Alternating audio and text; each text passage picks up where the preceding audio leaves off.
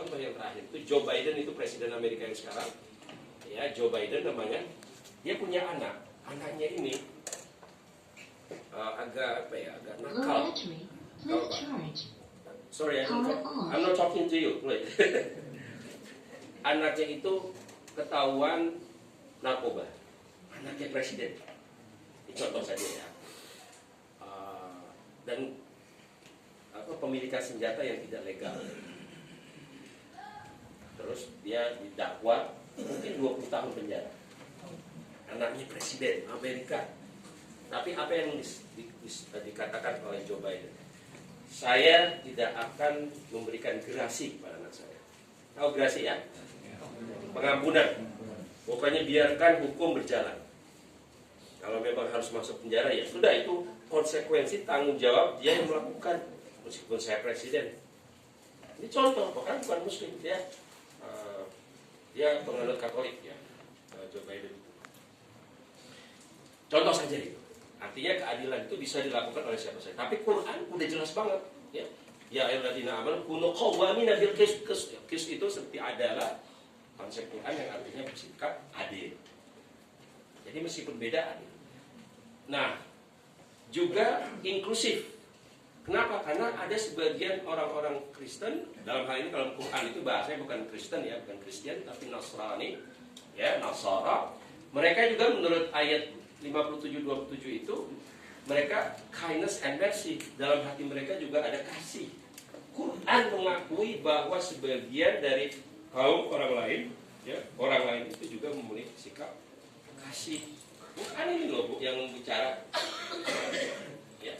Then we follow up this messenger, which is son of Mary, to whom we gave the evangelists and we put in the heart of his followers kindness and mercy. Itu ada ya. Ini bahasa Inggrisnya ya. Nah, oke, kan berbeda-beda nih kita. Fastabiqul khairat. Dari keragaman itu jadi salah satu hikmahnya bisa berkompetisi dalam kebaikan. Biarin mereka punya acara-acara untuk membantu orang. Kita juga punya aksi-aksi bakti sosial, kemanusiaan, donor ini, donor darah, zakat, sedekah. Kebaikan-kebaikan itu adalah bagian dari fastabiqul khairat. Karena kalau sama semua organisasinya berarti satu dong. Kalau semuanya muslim, semua orang di dunia ini beriman, ya berarti semuanya sama nanti. Coba, nggak ada dakwah, nggak ada tarbiyah, nggak ada pendidikan Islam, nggak ada PAI. Semuanya sudah beriman, ya semuanya sudah amal soleh. Jadi menurut saya itu adalah rahasia Allah. Mengapa banyak sekali agama, kepercayaan? Kita nggak bisa tahu apa sih sebenarnya hikmah di balik perbedaan agama dan banyaknya agama ini. Kenapa tidak hanya muslim saja? Kata Allah dalam firman itu memang untuk menguji, tes. Kenapa dulu umat satu kemudian berpecah-pecah, ya? Kemudian banyak syariatnya, syariatnya bermacam-macam, supaya Allah menguji kita mana yang memiliki kebaikan, ya. Kemudian Allah yang akan memberikan balasan sendiri nanti di hari akhirat, di hari kiamat, di akhirat. Ini contoh, ya, tolerant in action, compete in goodness. Bersikap baik, bersikap kompetitif, ya, termasuk menjadi universitas yang unggul. Itu bagian dari compete in goodness. Universitas Islam Al-Ihya Kuningan ingin menjadi universitas yang unggul nasional, juga mudah-mudahan global internasional. Amin. Amin. Ya. Ini bagian dari menerapkan surat 5 ayat 48. Maaf ini bahasa Inggris ya, tapi saya jelaskan dalam bahasa Inggris ya. Ngerti lah. Oh ngerti, oke. I can speak English. Bahasa Sunda juga biasa. Biasa sedikit. Little. Nah, ketika kita mengajak orang ud'u ila sabili rabbika bil hikmah. Artinya pendidikan multikultural itu kita gunakan hikmah. Ya, dengan hikmah itu lebih dari sekedar ilmu, lebih dari sekedar informasi. Yang namanya wisdom, hikmah itu bukan sekedar pengetahuan. Jadi kita mendidik anak bukan sekedar pengetahuan, bukan sekedar informasi saja. A, B, C, D, 1, 2, 3 itu kan informasi saja. Tapi hikmah. Kenapa hikmah? Hikmah itu sesuatu yang di luar dari yang kelihatan, lebih dalam, lebih luas dari pengetahuan, supaya anak-anak kita bisa memahami makna-makna di balik apa yang kelihatan. Kemudian mau'izah hasanah, pelajaran yang baik. Tapi kalau memang harus berdialog, dialoglah dengan dialog yang terbaik. Oh, ternyata ada perbedaan, kemudian berdialog, tapi jangan untuk kepentingan dia debat, untuk menang-menangan, tapi untuk saling memahami. Oh, ternyata kita ada perbedaan pendapat. Oh, kita masih berbeda cara melihatnya. Gak apa-apa. Agree to disagree bahasa Inggrisnya. Setuju untuk tidak setuju. Jadi kita misalnya debat sama teman mungkin sesama dosen, sama siswa, atau nggak apa-apa, itu anggap sebagai hal yang alami. Tapi kita akhirnya begini, oke, kita nggak akan ketemu nih pandangan kita tentang ini, tentang politik, tentang masalah ini, masalah sosial, segala macam lah. Apalagi media sosial itu isinya debat, bahkan kadang-kadang saling ya. Nah, yang ini yang saling ini harusnya kita billati ya ahsan. Itu kan udah tuntunan agama itu jelas betul. Billati ya ahsan, dengan cara yang baik. Bahkan ahsan itu bukan sekedar hasan, tapi ahsan, lebih baik. Jadi cara kita ngobrol, berkomunikasi itu harus hati-hati, jangan sampai menyinggung, melecehkan, ya, apalagi sampai kemudian melakukan aksi kekerasan misalnya gara-gara perbedaan pandangan, jangan sampai. Nah, ini kan pendidikan kita arahnya ke sana, supaya anak-anak kita nanti ketika mereka sudah dewasa, dimanapun mereka berada, profesi apapun, mereka siap menerima perbedaan. Ya, siap menerima perbedaan.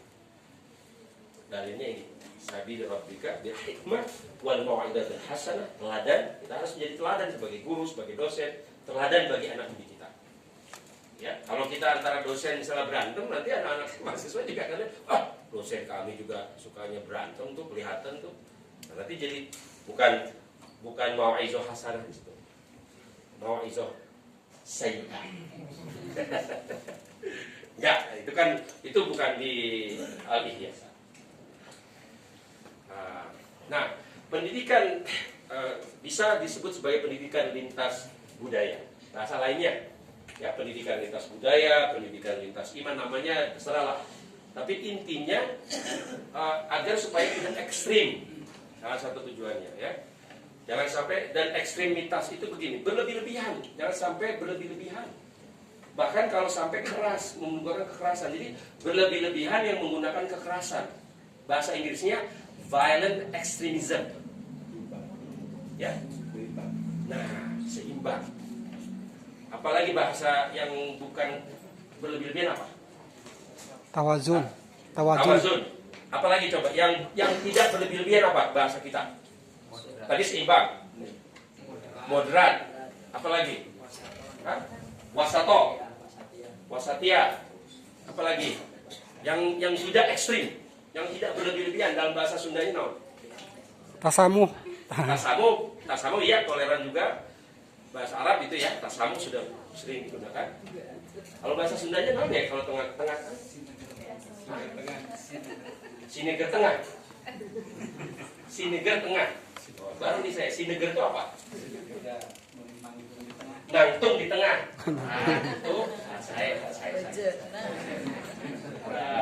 Itu jadi gunakan bahasa Sunda untuk menjelaskan apa itu wasatiyah. Sedang. Bahasa Indonesia sedang saja. Tengah, kalau bahasa Indonesia tengah-tengah. Pokoknya kalau yang tengah-tengah enak ya. Nah, jadi jangan kebanyakan, minum terlalu banyak, kurang, makan terlalu banyak, pasti kan ada efek sampingnya. Termasuk dalam hal pemikiran, ya. Ada di Amerika yang takut sama Islam. Takut seperti itu. Jadi saya pernah naik pesawat. Nama saya kan Muhammad Ali. Muhammad, nama Nabi, Ali lagi tambah. Tinju. Saya sudah masuk pesawat, saya sudah duduk pesawat ya. Ini di Amerika. Terus tiba-tiba nama saya dipanggil. Dipanggil lah oleh yang tahu ini apa, pramugara ini. Saya suruh keluar dari pesawat. Kenapa saya disuruh keluar pesawat? Karena nama saya belum clear. Mereka mau cek ini termasuk teroris atau bukan. Coba itu. Itu kan berarti mereka takut apa yang berbau Islam. Iya, jadi berbau Islam itu antara nama. Ini namanya Arab semua nggak nih? Hah? Sebagiannya.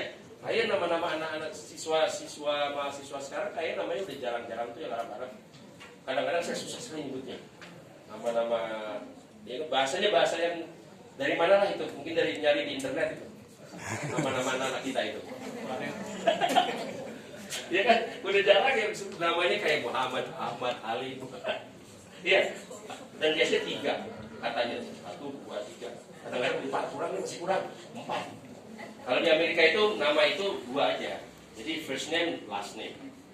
Tapi ada juga middle name di tengah. Tapi di tengah itu kadang-kadang cuma awalnya aja. Ya B atau C atau apa gitu, tergantung yang disebut. Jadi last name. Jadi takut gara-gara nama. Kalau bapak-bapak, ibu-ibu nanti naik pesawat di luar negeri, jangan bicara bahasa Arab. Nanti disangka teroris nanti. Disangkanya lagi merencanakan untuk bikin bom. Padahal cuma ngomong bahasa Arab, alwan bahasa Arab gitu kan. Jadi masih ada yang takut seperti itu, yang berbau Islam, Arab, berpakaian Arab. Nah ini kan berarti mereka masih Islamofobia. Itu contoh Islamofobia. Takut terhadap apapun yang berbau Islam. Makanya pendidikan seperti yang saya lakukan sampai 22 tahun ini, antara lain tujuan saya adalah supaya berkurang itu Islamofobia. Bahwa Muslim itu jangan ditakutin, di-embrace, dipeluk, ya, disayangi sebagaimana Muslim juga menyayangi non-Muslim.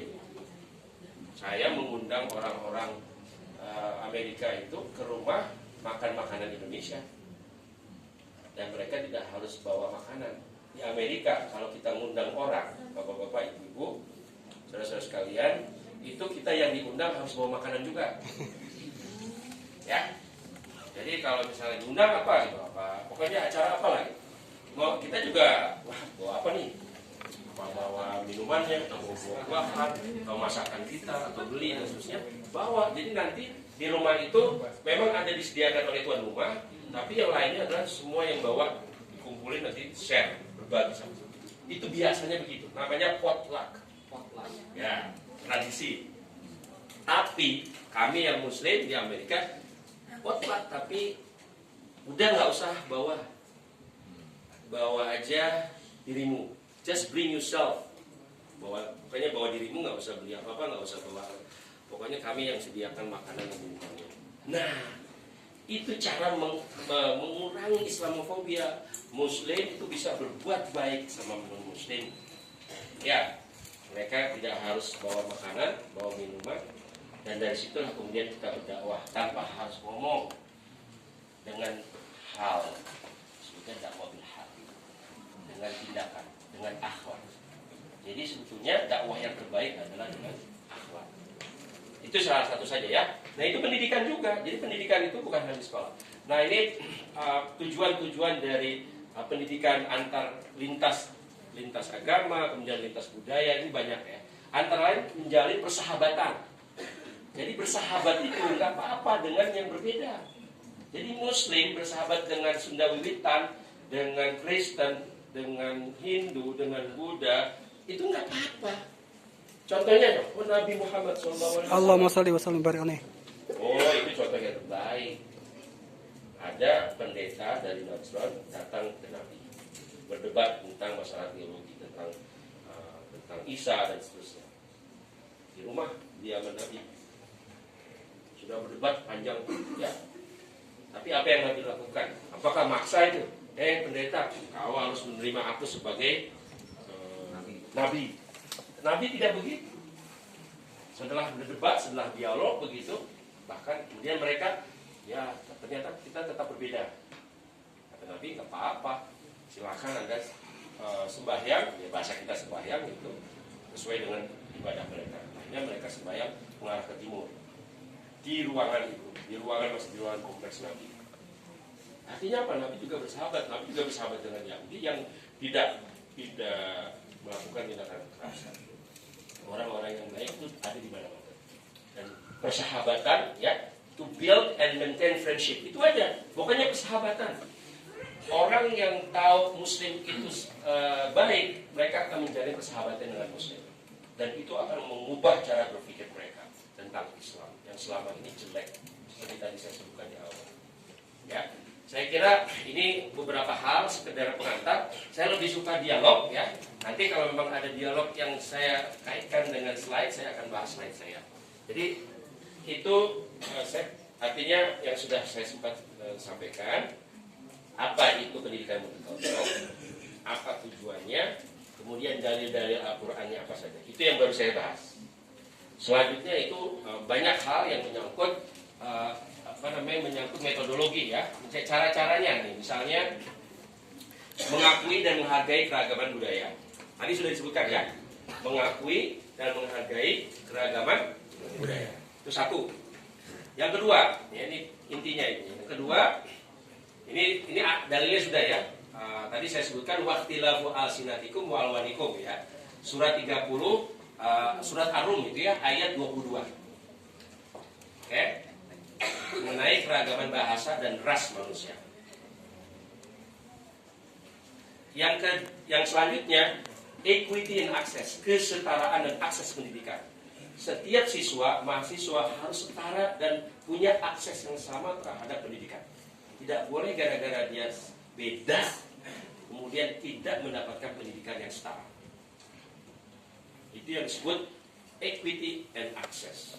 Equity itu kesama, setara. Ya tadi Bani Adam, walaqad karamna Bani Adam, kalau cari dalilnya apa sih, Prof. Ali? Walaqad karamna Bani Adam. Bahwa semua manusia itu setara, sama-sama berhak mendapatkan pendidikan, juga aksesnya misalnya terhadap kurikulum yang sama, ya. Kalau memang ada buku ajar, mereka juga harus mendapatkan buku ajar yang sama. Kalau memang mereka disebutnya difabel, ya, mereka juga harus punya sumber-sumber yang sesuai dengan kemampuan mereka. Kan ada braille, kalau yang itu bisa ada Quran yang braille, ya. Braille. Ada kan? Punya. Nah, itu salah satu bentuk multicultural education, termasuk inclusive education. Bahwa yang berkebutuhan khusus itu termasuk, kita sebutnya tunanetra tidak sekarang, bukan ya? Masih tidak awas. Bahasa lainnya ada yang lebih baik, lebih halus, ya. Tidak awas, ya, atau kurang awas. Itu mereka punya akses itu. Ini maksudnya setara dan akses pendidikannya sama, sesuai dengan kebutuhan mereka, sesuai dengan kondisi mereka. Yang ketiga, kurikulum yang majmuk dan inklusif. Jadi isi dari kurikulum kita memasukkan beragam kebudayaan tadi, beragam agama, kebudayaan. Kalau memang fokusnya kepada Islam, Islam juga kan beragam. Ada yang kalau dalam konteks Indonesia, ya, ada yang Nahdlatul Ulama, ada yang Muhammadiyah, ada apa lagi? Persis, Persatuan Islam, apa lagi? PUI juga, ya, termasuk Al-Irsyad, Al-Khairat, apa lagi? Al-Wasliyah, Matlaul Anwar, Salafi, Wahabi, Hizbut Tahrir, Ahmadiyah. Ini saya dengerin aja nih. Apa lagi? Yang mungkin di sekitar. Apa? LDII. Apa? Darul Arqam. Enggak apa-apa disebut aja. Apa lagi? Kejawen. Hah? Kejawen. Dan lain-lain. Dari mana itu dan lain-lain? Tinggalnya di mana itu? Ya, itu yang disebut dengan inklusif majemuk. Apa-apa. Mereka berbeda pendapat tentang memahami Tuhan, ya. Mereka tentang memahami kitab suci, bagaimana mereka menyikapi kenabian, bagaimana menyikapi selama mereka manusia. Itu yang disebut multicultural education. Kalau mereka manusia, mereka tidak memaksa, mereka tidak melakukan kekerasan, mereka tidak bercita-cita untuk menggusur kita yang lain, ya. Mereka ingin menjadi orang baik, mereka ingin berbuat baik kepada sesama. Itu mereka harus taruh kita beri dalam pendidikan kita, di kelas kita, dan seterusnya. Itu yang disebut dengan inklusif. Wah, tapi kan sesat, kafir. Nah, oke. Itu persoalan teologis namanya. Itu pandangan pemahaman kita bahwa ada memang pemahaman kita yang kita anggap benar. Itu nggak apa-apa, bagus. Kita punya keyakinan bahwa kita benar, akidah kita benar, ya, kepercayaan kita benar, itu nggak apa-apa. Tapi jangan sampai ketika kita menganggap keyakinan kita itu benar, kemudian kita berkeyakinan bahwa satu-satunya saya yang benar. Jadi boleh, ini dalam konteks multicultural education ya, boleh berkeyakinan bahwa kita benar, baik, tapi jangan sampai kita berkeyakinan yang paling benar dan paling baik. Bahasa Qurannya, wala tuzakku anfusakum. Jangan merasa suci. Jadi kalau kita merasa paling benar,